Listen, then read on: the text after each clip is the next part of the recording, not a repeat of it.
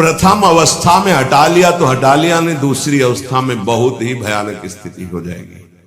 ये अवस्था बदलने में देर नहीं लगती, कहने में देर लगी। अंतःकरण में इतना महत्व पैदा हो गया कि विकलता हो गई उसके अंदर। अब यही उसके पतन का कारण बन गया। ऐसे तृतीय अवस्था में ये पता ही नहीं रहता मैं गलत कर रहा हूं या गलत करने जा रहा हूं। विवेक ही काम नहीं करता, वो उसे सुख और अपना जीवन मान लेता है। नाम चल रहा है तो विवेक ठीक है, वो बचा लेगा आपको।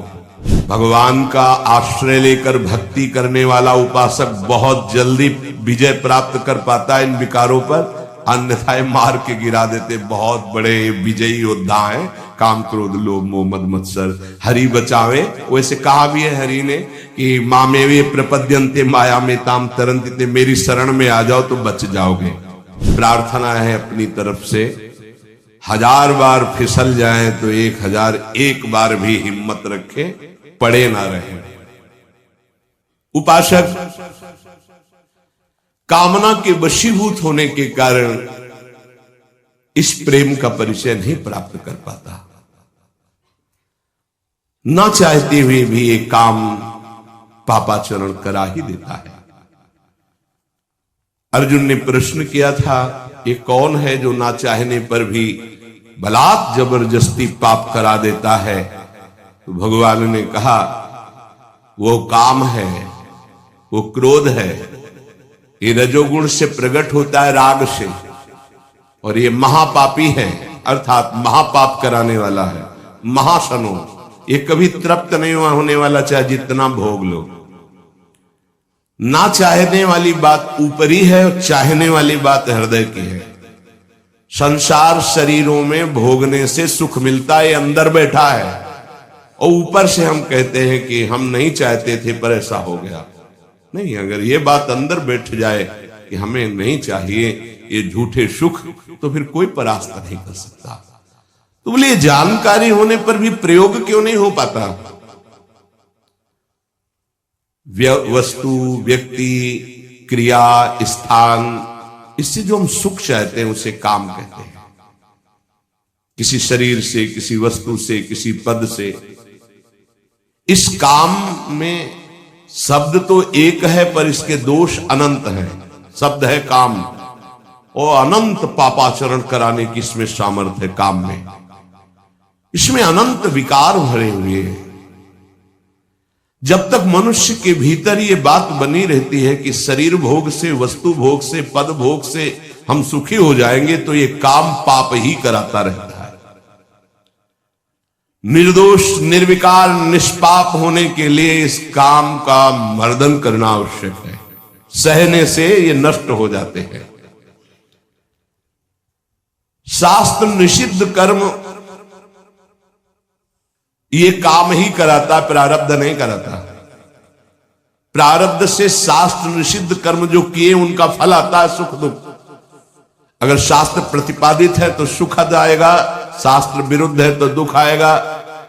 लेकिन ये जो हमसे पाप करा रहा है, कोई प्रारब्ध नहीं करा रहा, कोई काल नहीं करा रहा, कोई ईश्वर नहीं करा रहा।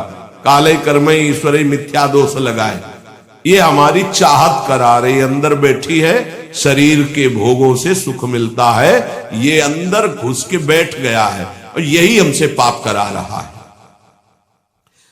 तो जब जानकारी हो गई तो फिर पाप क्यों हो रहे हैं? जब जानकारी हो गई कि काम पाप करा रहा है, तो हम इस जानकारी का प्रयोग क्यों नहीं कर पा रहे हैं? तो बोले, धूमे नाव्रियते वह्निर यथा दर्शो मलेन च यथोल्बे नाव्रतो गर्भस तथा तेने दमाव्रतम। ये ज्ञान ढक गया है हमारा, जो ढका हुआ ज्ञान, ये प्रकाशित, ये काम में नहीं आएगा। जैसे 3 उदाहरण दिए। भगवान कह रहे धुएं से अग्नि ढक गई, मैल से दर्पण ढक गया, और झिल्ली से गर्भ ढक गया। अब झिल्ली के अंदर बच्चा है कि बच्ची पता नहीं चलेगा। दर्पण है, हम काले हैं कि गोरे हैं पता नहीं चलेगा, क्योंकि मैल से। धुआं होने के कारण पता नहीं चलेगा कि अग्नि है, पर बहुत जल्दी उसमें अग्नि प्रकाशित की जा सकती है। फूंक मारो, अग्नि पैदा हो जाएगी। भगवान ने 3 उदाहरण दिए। उपासक में ये 3 तरह से ज्ञान ढक जाता है, तब काम अपना प्रभाव दिखाता है। 3 इसकी स्थितियां हैं। जैसे धुएं से अग्नि ढकी रहती है, ऐसे ही काम विवेक को, ज्ञान को ढक देता है। बुद्धि में निर्णय निकल रहा है, ये तो गलत है, नहीं करना चाहिए। सात्विक, राजसिक, तामसिक, ये बुद्धि की 3 प्रवृत्तियां हैं, 3 गुणों के अनुसार। कर्तव्य अकर्तव्य का ठीक ठीक निर्णय करने में समर्थ है सात्विक बुद्धि। राजसिक बुद्धि ठीक निर्णय नहीं कर पाती, असमर्थ होती है कर्तव्य का। और तामसिक उल्टा ही निर्णय करती है। ठीक निर्णय करने की सामर्थ्य सात्विक बुद्धि में है। अब जीव ही भोग इच्छा प्रकट हुई,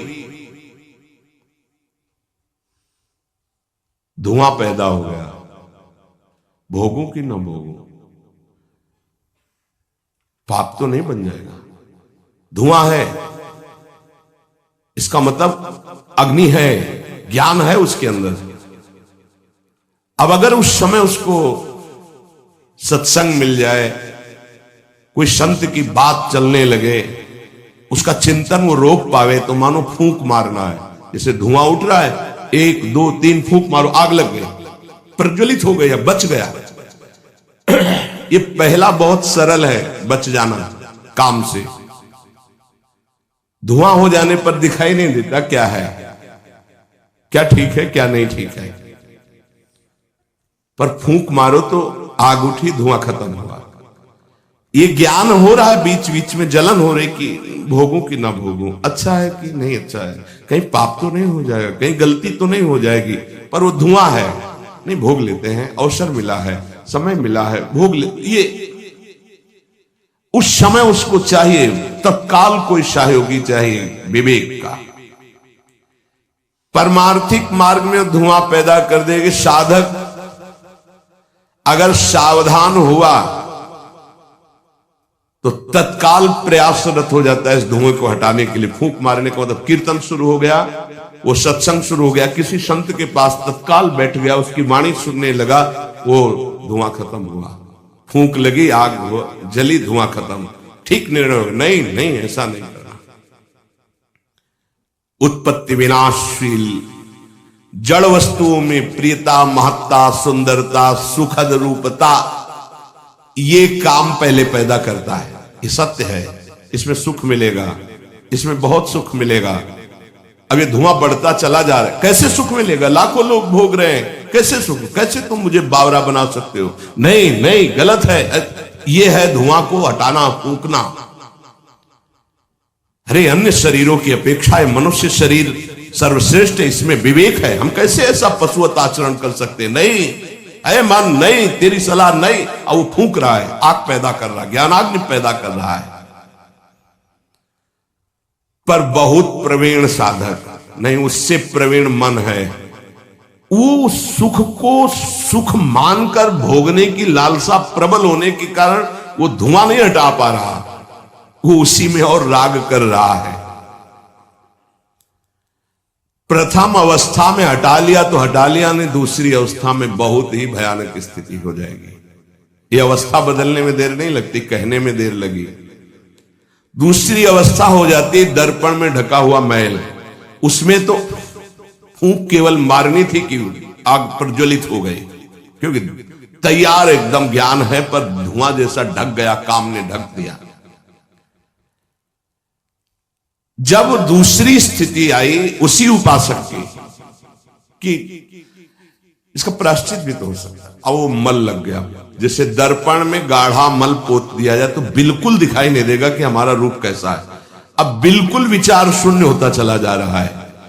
यथा दर्शो मलेन च, जैसे मैल से ढक जाने पर शीशा, दर्पण, वो दिखना एकदम बंद हो गया। उसमें तो दिख रहा था, धुआं है, आग है, मतलब विवेक काम कर रहा था। थोड़ा फूकने की जरूरत थी, ज्ञान के प्रज्वलित करने की जरूरत थी, पर वो उधर ना की तरफ वृत्ति न ला करके हां की तरफ वृत्ति ले आया तो दूसरी सीन पैदा हो गई स्थिति। जैसे दर्पण में मल ऐसे लगा दो तो बिल्कुल नहीं दिखेगा, और वो बिल्कुल निर्णय नहीं कर पा रहा।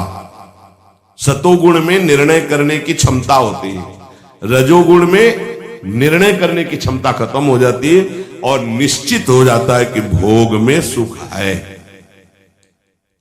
ऐसी कामना का वेग बढ़ा तो ये भूल गया कि मैं साधक हूं, मेरा कर्तव्य क्या है, मैं अकर्तव्य करने जा रहा हूं, ये भूल गया।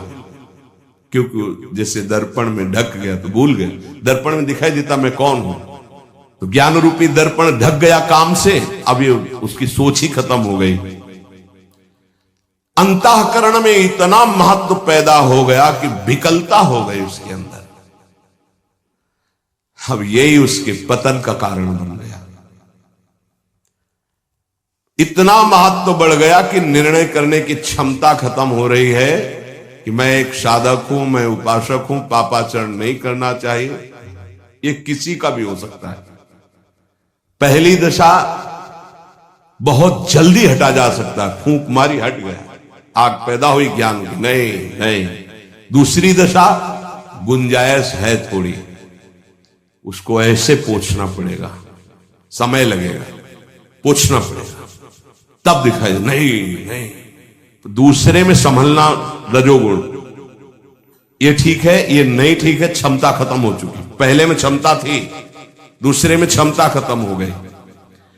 तीसरा यथोल बेना व्रतो गर्भा, तीसरा तमोगुण, वो विपरीत ही दिशा की तरफ ले जाएगा। क्षमता की तो बात जाने दो, वो सारी सामर्थ्य विपरीत, जो होगा देखा जाएगा, चलो, वो विपरीत दिशा की तरफ ले जाएगा।